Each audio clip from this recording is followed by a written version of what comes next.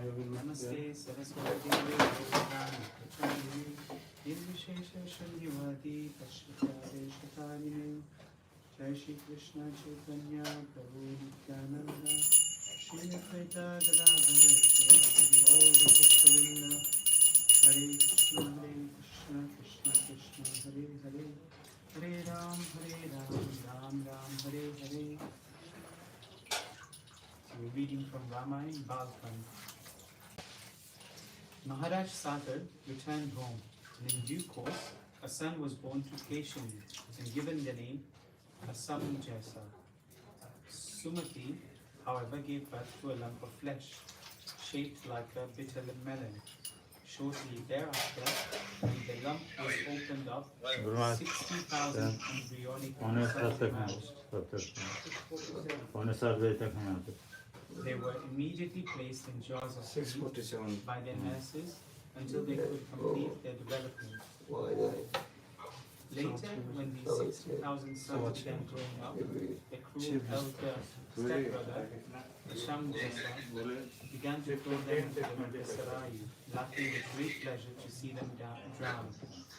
Being very aggrieved due to the vicious behavior of his son, Maharaj Sagar finally decided to exile Asamjasa from his kingdom. Although he kept the son of Asamjasa, Amshuman, who was loved by all the subjects. After some time,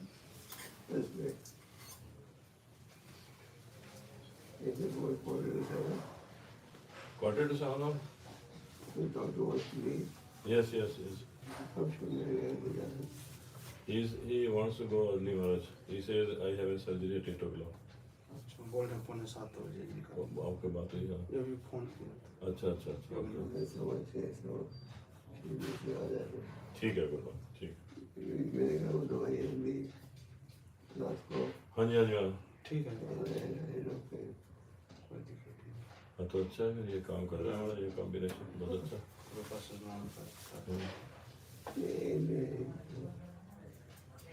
एक महीना लेके देखते हैं हमारे हाँ जी बिल्कुल अब तो प्रूव हो गया कि दिस इज वर्किंग सुबह उठते ही बोले क्या कि भाई ये वर्क कर रही है दवाई हमारा इमीडिएटली आपको इफेक्ट आ गया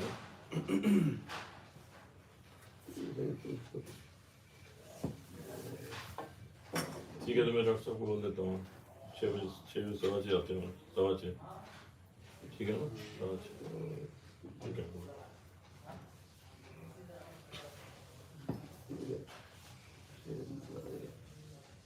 after some time, Maharaj Sagar inaugurated the performance of a horse sacrifice with Amshuman protecting the challenge horse as it wandered over the earth. However, during the performance of the sacrifice, King Indra appeared in the guise of a Rakshas and stole the horse from the sacrificial arena. The priest fervently urged Maharaj Sagar to recover the horse at all costs. He warned that if the sacrifice remained incomplete, it would be inauspicious, most inauspicious. Maharaj Sagar then ordered his 60,000 sons to search the entire earth for the horse, allotting each of them 1 square yojana. He further instructed his sons that if the horse could not be found elsewhere, they should look below the earth. Thus, as Maharaj Sagar and his grandson Anshuman waited at the sacrificial arena, the 60,000 princes searched the entire earth. When they were unable to find the horse anywhere, the sons of Sagar began digging into the earth.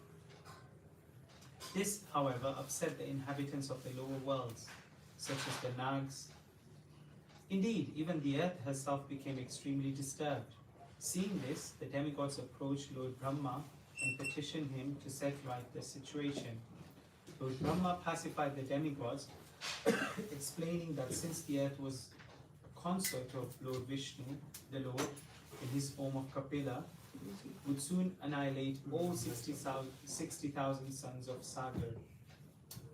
Even after digging up the earth and killing many living beings in the process, the sons of Sagar could not find the sacrificial horse, and thus returned to their father disappointed.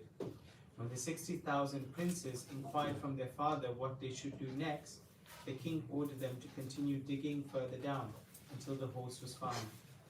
The sons of Sagar resumed their excavation of all four quarters of the earth's surface, and soon came to see the four colossal elephants that protect the four directions and support the earth. These gigantic elephants support the entire weight of the earth upon their backs, and when due of exhaustion, they sometimes shake their heads for relief. It creates earthquakes.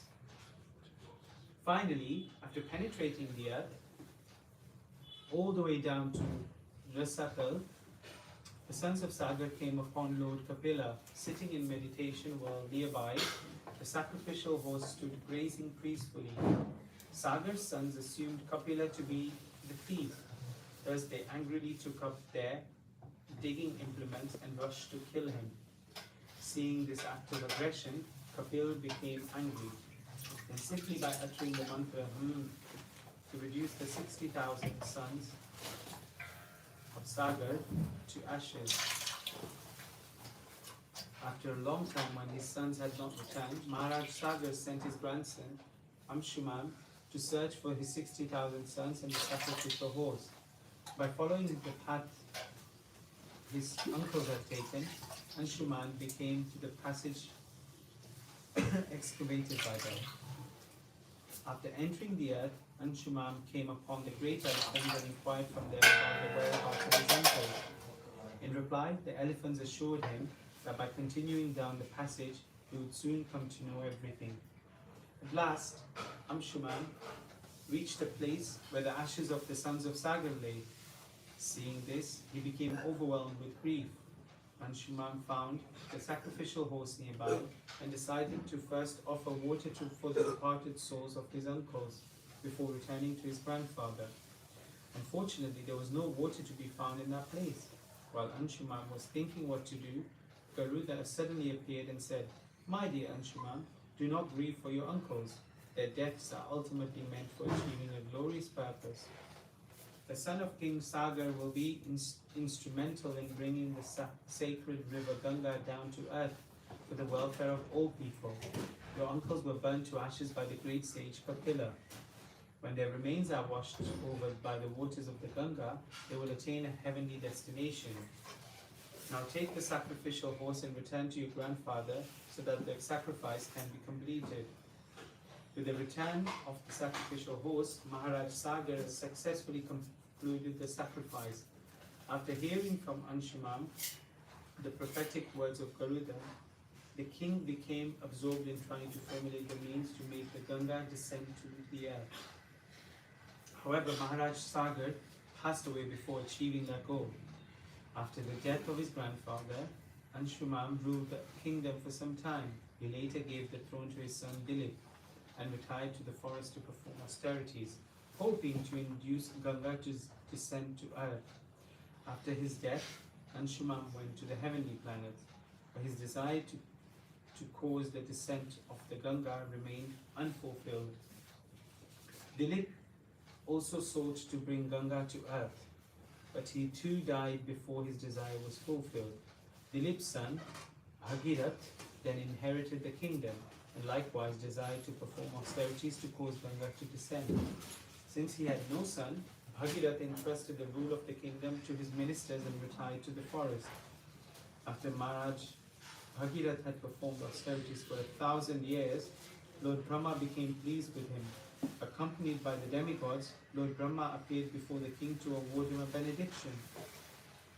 Maharaj Bhagirath worshipped Lord Brahma and then begged, "Please allow my ancestors, the sons of King Sagar, to receive the water of the Ganga. In addition, kindly benedict me to have a son." Lord Brahma replied, "I agree to award you these benefactions. However, the earth is incapable of bearing the weight of the Ganga's descent. You should request Lord Shiva to absorb the impact of the falling water, for only he is powerful enough to do so."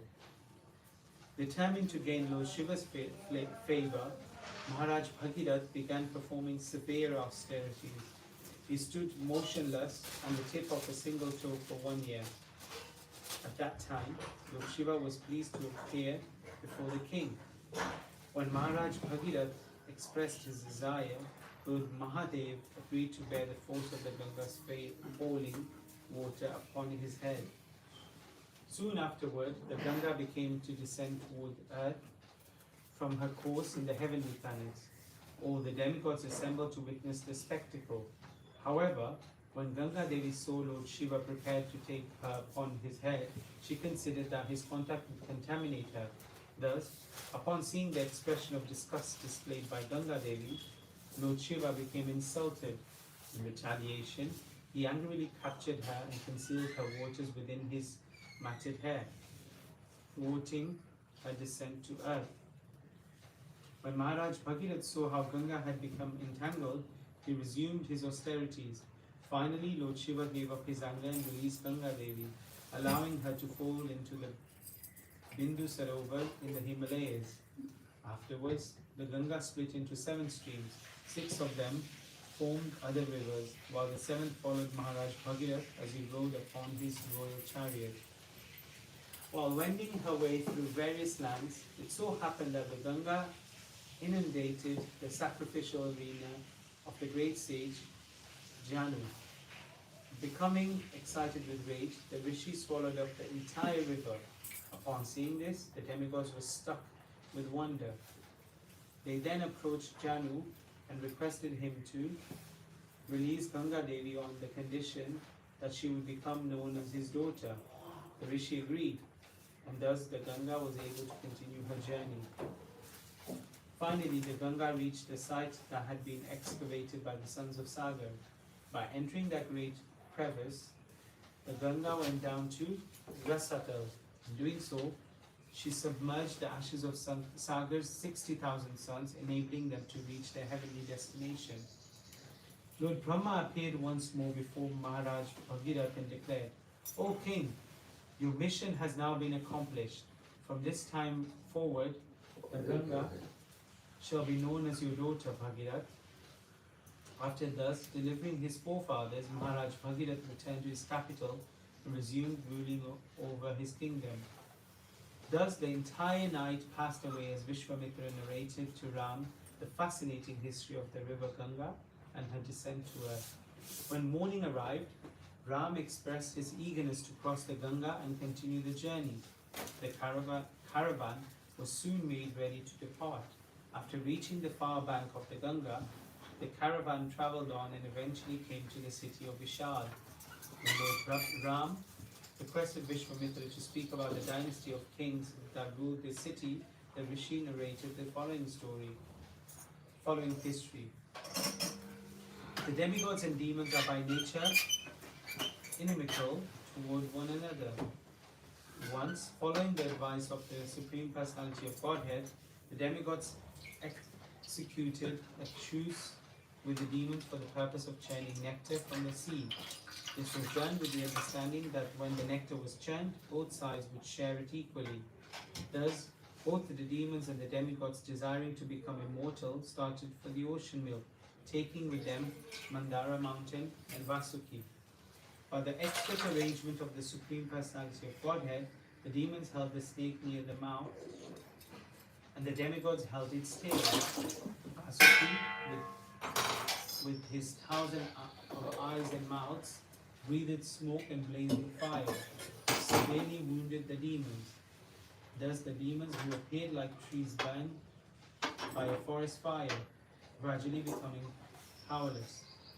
Because the demigods were also affected by the blazing breath of Vasuki, their bodily luster diminished, and their garments, garlands, weapons, and faces were blackened by the smoke. However, by the grace of the Supreme Personality of Godhead, clouds appeared on the sea, pouring torrents of rain, and strong breezes carried particles of water from the sea waves, thus giving relief to the demigods. Because of this mountain's great weight, the demigods and demons became fatigued, and some were dying. Thus, because Mandara mountain was very heavy and was not held by any support, it sank into the ocean. In this way, the powers of both the demons and the demigods was vanquished. The Supreme Personality of Godhead, Vishnu, then appeared on the back of his carrier Garuda. The Lord appeared like a blackish cloud, wearing a garland of flowers. He was dressed with yellow garments and earrings that shone on his ears like lightning. His eyes were pinkish, and his hair was spread over his shoulders. By his mercy, he brought the demigods and demons back to life. The Lord then lifted the mountain with one hand and placed it on the back of Garuda. Then he sat on the mountain, and Garuda carried him to the spot of the churning and placed the mountain in the middle of the sea. The Lord then asked Garuda to leave, because as long as Garuda was present, Vasuki could not come there. The Supreme Personality of Godhead, appearing in his incarnation as Kurma Avatar, a gigantic tortoise, supported the mountain upon his back as he lay at the bottom of the ocean. Then Lord Vishnu used his strong, glorious arms, which award fearlessness throughout the universe, and took hold of Vasuki like a rope and began churning the ocean, using Mandara mountain as a churning rod. Engaged in this way, the Lord appeared like a beautifully situated mountain named Indradev. The mountain moved back and forth, scratching the back of Lord Tortoise, who, while partially sleeping, was experiencing an itching sensation. Lord Vishnu then further expanded himself in a gigantic form and supported the top of Mount Mandara with one hand to keep it steady. As the churning resumed with great force, the fish, sharks, and tortoise and snakes became agitated. The entire ocean became turbulent, and even the large aquatic animals like whales, water elephants, crocodiles, and tingilla fish, large whales that can swallow small whales, came to the surface. While the ocean was being churned in this way, it first produced a huge amount of a dangerous poison called halahal. The demigods, seeing no one else to save them, approached Lord Shiva and offered him prayers. Lord Shiva is called Ashutosh because he is very pleased if one becomes his devotee. Therefore, he readily agreed to drink all the poison generated by the churning. The goddess Durga, Lord Shiva's wife, was not at all disturbed when Lord Shiva agreed to drink the poison, for she knew Lord Shiva's prowess. Indeed, she was pleased with this agreement. Lord Shiva gathered the devastating poison, which had spread everywhere. He took it in his hand and drank it, which made his neck become bluish. However, a small quantity of the poison spilled from his hands to the ground. It is because of this poison that there are poisonous snakes, scorpions, toxic plants, and other poisonous things in the world. Thereafter, in the course of churning the milk ocean, 600 million apsaras were produced and became neither the demigods or demons accepted them. They became prostitutes. When Varuni, the goddess of liquor, Sura, next emerged from the milk ocean, the demons would not accept her. The demigods did.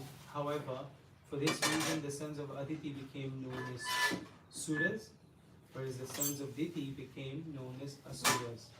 Finally, after many years, Lord Vishnu, in the form of Dhanvantari, the inaugurator of the medical science, appeared from the ocean of milk, holding a water pot filled with nectar in one hand and a staff in the other. A great fight ensued between the demigods and the demons over the nectar. When both sides neared destruction, the demons took possession of the nectar. Lord Vishnu then assumed the form of Mohini Murti. When his extraordinary beautiful form of the Lord as a young woman appeared before them, the demons immediately became captivated by her.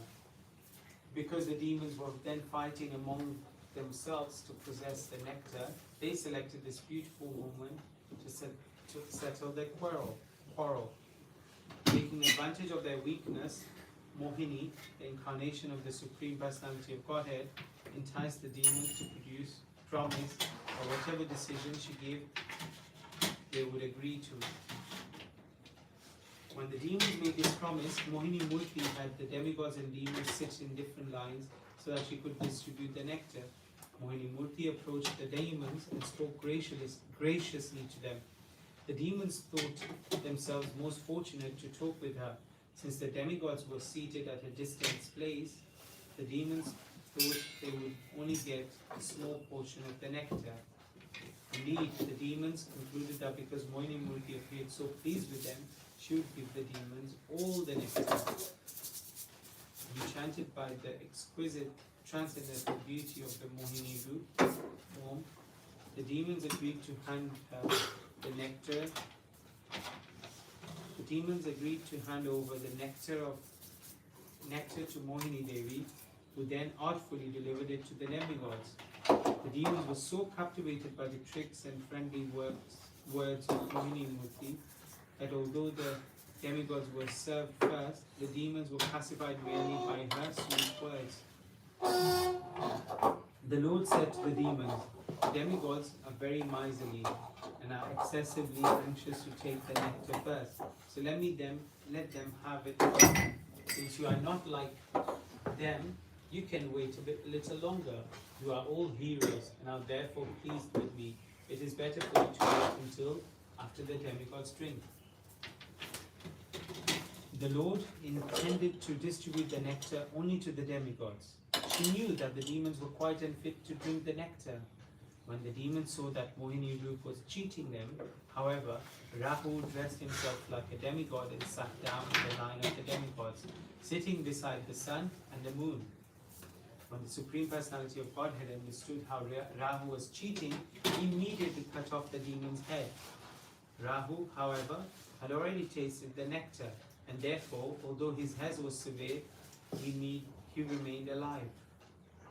After the demigods finished drinking the nectar, the Supreme Personality of Godhead assumed his own form and quickly carried off the nectar by an act of deception. When the demons opposed her, Mohini Murthy easily vanquished them and thus enabled Indra to become the undisputed ruler of the three worlds. Upon seeing the defeat of her sons, Diti became very unhappy and began performing austerities with the aim of obtaining a son capable of killing Indra in revenge. Knowing that Diti was intent upon performing austerities for 1,000 years to attain his destruction, Indra came to her and began rendering menial service to her with great care and attention. When only 10 years of her vow remained, Diti, being pleased with Indra, assured him that she would pacify her son once he was born, so that Indra could continue ruling over the three worlds without fear. Indra, however, remained wary. Some time later, Diti became very tired and carelessly laid down, placing her head where her feet would normally rest. In this way, Diti neglectfully allowed her hair to become contaminated. Taking advantage of this fault, Indra utilized his mystic power to enter her womb. Indra then cut Diti's embryo into 7 parts. When the fetus cried out in a shrill voice, he again cut each part into 7, making a total of 49 pieces. Diti, however, could understand what was happening and begged Indra to stop killing her child. Having been discovered, the repentant Indra came out from her womb and begged forgiveness from his stepmother. Thus, Diti requested that her 49 children be allowed to become wind gods. Indra agreed, and thus he and Diti were reconciled, while the 49 children became recognized as the demigods known as the Maruts. Vishwamitra concluded, this city Vishal is situated at the place where Diti formerly performed her austerities. Later, the sons of Ikshvaku named Vishal built the city, and the present king in his dynasty is Sumati. Maharaj Sumati then came out of the city to receive and worship Vishwamitra. At his invitation, a party rested there for the night. The next morning, the caravan again proceeded on its journey towards the kingdom of Deva. On reaching the outskirts of Mithila, the capital city of Maharaj Janak, Lord Ram saw an old desolate hermitage. After Ram inquired about it from Vishwamitra, the Rishi explained, this ashram formerly belonged to Gautam Rishi, who practiced austerities here along with his wife Ahalya. Once upon a time, knowing that Gautam was away from his ashram, King Indra assumed a form that closely resembled the Rishi. He went to the ashram in that disguise and approached Gautam's wife saying, "My dear beautiful one, I desire union with you immediately. Please do not disappoint me." Although Ahalya recognized that it was Indra disguised as Gautam, she did not refuse him, for she too eagerly desired his embraces. Thus, the union took place, and after their lusty urges had been gratified, Ahalya begged, "O Indra, please protect us from the wrath of my husband, Gautam." Indra assured Ahalya that he would depart immediately, unnoticed by anyone. However, while Indra was sneaking away from Gautam's ashram, the Rishi suddenly returned, hanging down in shame. He could well understand the nature of his misconduct. When Gautam Rishi saw Indra disguised as himself, his head hanging down in shame, he could understand the nature of his misconduct. Thus, with great anger, the Rishi cursed Indra, "O lusty fool, may your testicles immediately fall off as punishment for this abominable act." No sooner had the curse been pronounced when Indra's testicles fell from his body and dropped to the ground. Then after entering his ashram, Gautam cursed his wife, "O wretched woman, from now on you shall be incapable of eating or drinking, and you'll have to lie down on a bed of ashes." Thus Ahalya was turned into a pillar of stone. Gautam then said, "Only when Lord Ram visits this spot in the distant future will you be absolved of your sin, freed from all lusty desires, and reunited with me as your husband." Saying this, Gautam departed for the Himalayas. Meanwhile, Indra informed the demigods, "I have successfully thwarted Gautam Rishi's attempt to attain my position as king of heaven by making a mannery. However, in the process I've lost my testicles. Now somehow or other, please arrange for my manhood to be restored." Responding to Indra's plea, the demigods arranged for the Pitas to castrate the ram and grafted its testicles into Indra's body. After narrating the story, Vishwamitra invited Lord Ram to enter the ashram of Gautam. As soon as Ram entered the hermitage, Ahalya regained her original form, dazzling with ascetic splendor. Indeed, upon Ahalya's liberation, there was a sudden shower of celestial flowers. With drums beating in the heavens, Ram and Lakshman respectfully touched Ahalya's feet, and she reciprocally welcomed the two brothers and Vishwamitra. Gautam Rishi then came to be united with his wife and worshipped Lord Ram and Lakshman with great reverence. Thereafter, the caravan entered Mithila. Upon arriving at the sacrificial arena of King Janak, Lord Ram was pleased to see that thousands of Brahmins had assembled from all parts of the world. Hearing of Vishwamitra's arrival, Maharaj Janak hurriedly went to greet him and addressed him saying, "O best of saintly persons, the sacrifice will take 12 days to complete, with the demigods appearing personally to accept their shares of their offerings. My dear sir, please tell me who these two exalted personalities are that accompanied you. Indeed, they appear to be like gods in human form." Vishwamitra replied, "These two young men are Ram and Lakshman, the sons of King Dashrath. They have come here to examine the great hoard that you have been worshipping. I brought them from Ayodhya to my ashram to kill the Rakshasas that were disturbing my sacrifice. On the way, they killed the Chidi and Tarka, and then at Shridhashram, Ram hurled Marich 100 yojanas into the sea and killed Subahu. Before arriving at Mithila, Ram freed Ahalya from her husband's curse and received the worship of Gautam Rishi. Later, when everyone was comfortably seated, Sanatan Sanatanda, the chief priest of Maharaj Janak, an eldest son of Gautam Rishi, requested Vishwamitra to recount in detail the story of how his mother had regained her original form at the site of Lord Ram. The Rishi then happily related the entire incident. Thereafter, Satanan reciprocated by narrating the glorious history of Vishwamitra. Vishwamitra was born as the son of Gadhi and formerly ruled his kingdom as a righteous Kshatriya. Once taking an Akshauhini of soldiers with him, Vishwamitra began to travel over the earth. In due course, he came upon the hermitage of the great Brahman, Vashisht. Entering the beautiful hermitage, which was inhabited by many sages, he bowed respectfully before Vashisht. The Rishi received Vishwamitra cordially, and the two became engaged in friendly conversation. Vashisht said, "My dear king, please remain here for a few days as my guest, so that I may entertain you in a manner befitting your position." Vishwamitra humbly replied, "I'm already fully satisfied with your kind reception. I ask only for your permission to leave." Vashisht, however, repeatedly insisted that Vishwamitra and his men remain.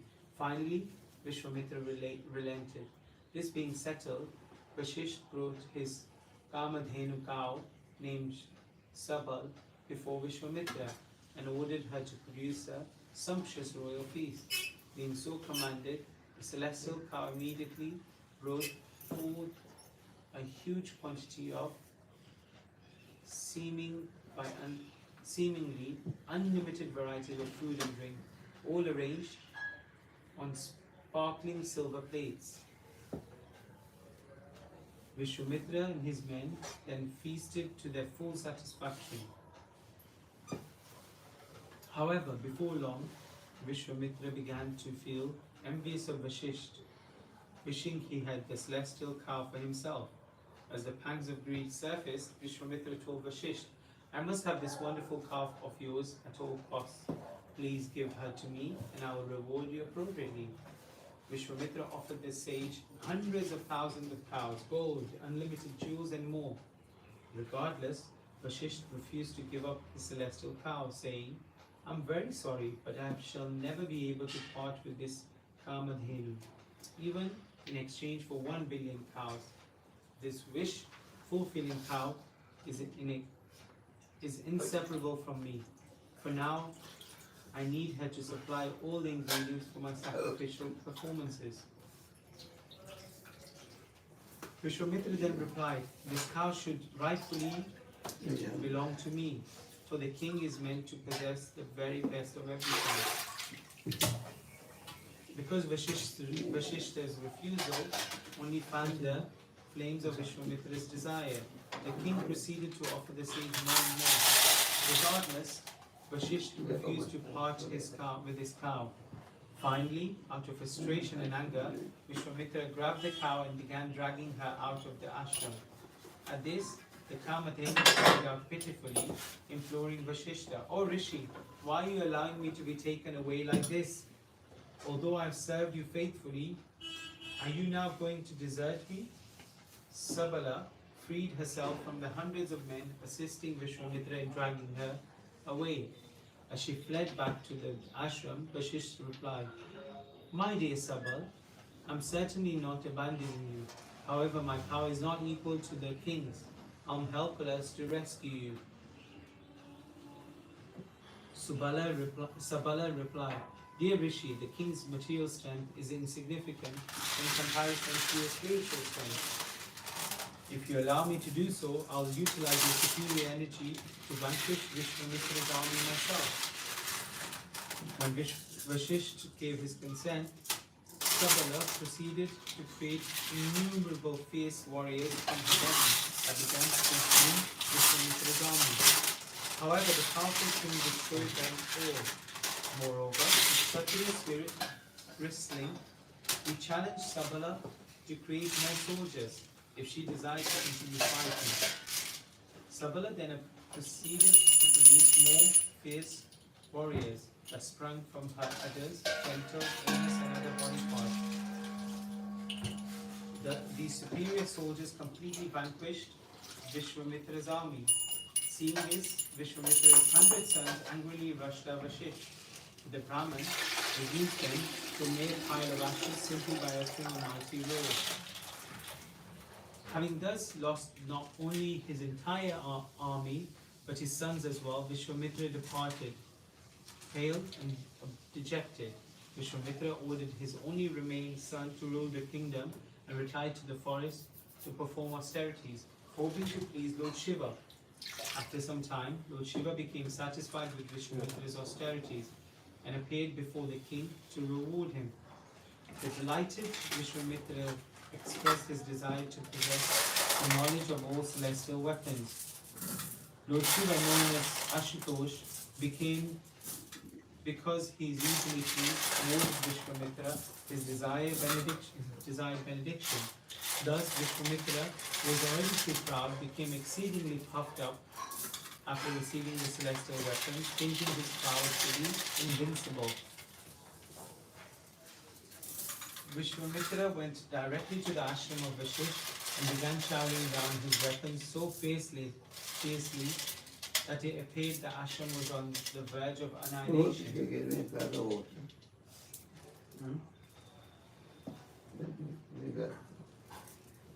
Pani.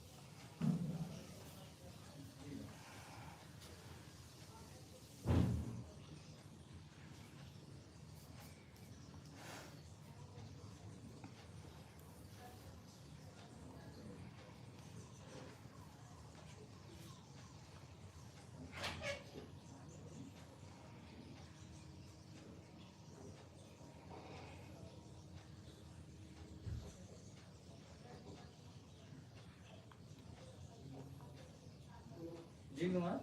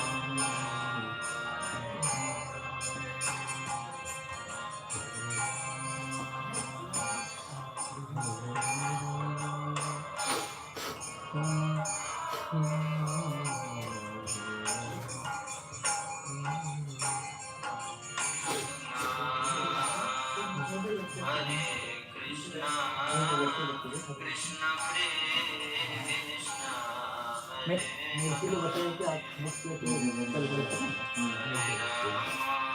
ऐसे भूले इधर करना है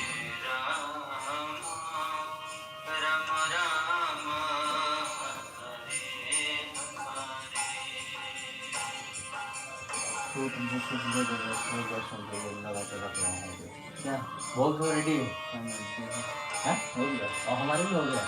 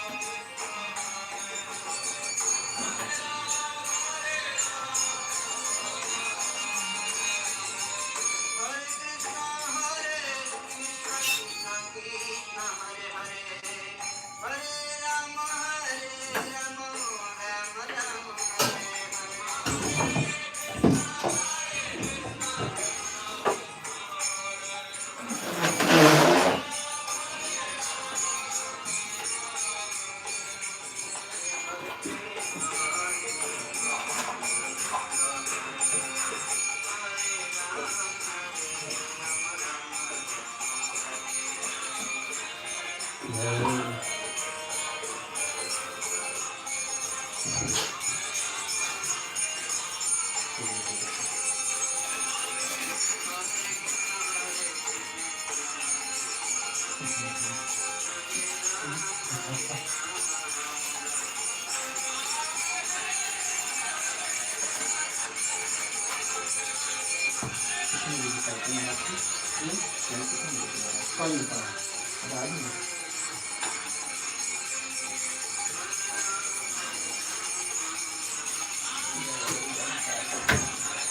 दादा वो लोग तो आए हैं ना रिपोर्ट दिखा दिए क्या उनको वो जिला रिपोर्ट दिखा दिए क्या उनको जयवान को तो वैसे मैं चेक करा के आए थे। अच्छा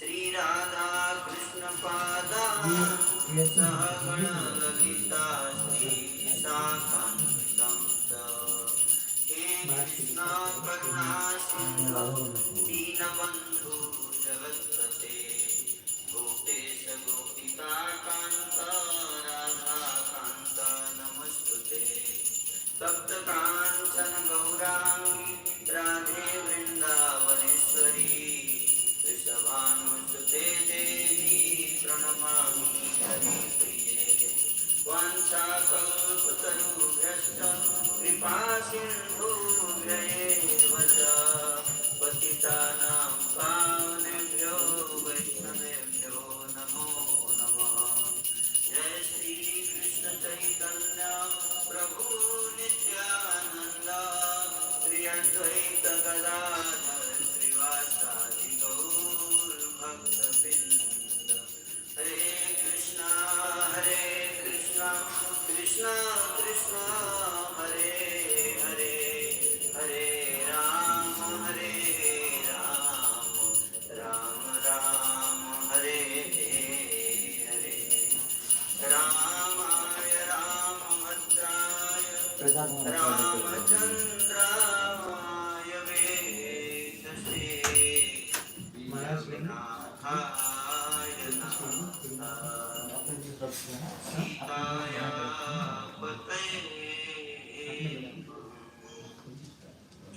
रामं रामानुजं सीतां भरतं भरतानुजं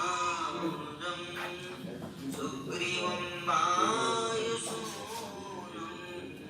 च प्रणमामि पुनः पुनः वेदविद्ये परिपुंसि जाते दशरथ आत्मजे वेदः प्राचेतसदासि साक्षात्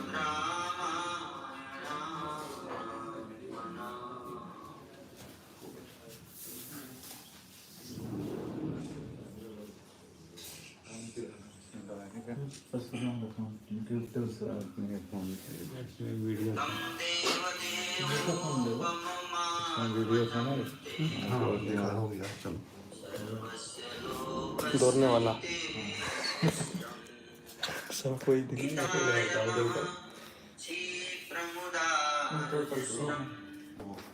वो है ना